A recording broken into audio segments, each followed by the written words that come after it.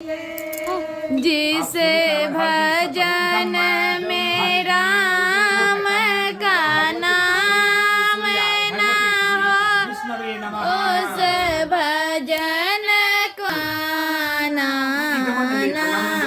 चाहिए।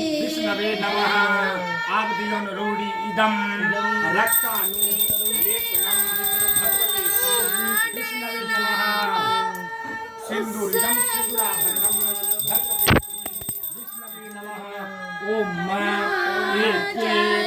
यवतिला भगवती श्री कृष्ण कितनी लाडली हो उसे घर घर घुमाना चाहिए। भजन में राम का नाम ना हो उस भजन को गाना चाहिए।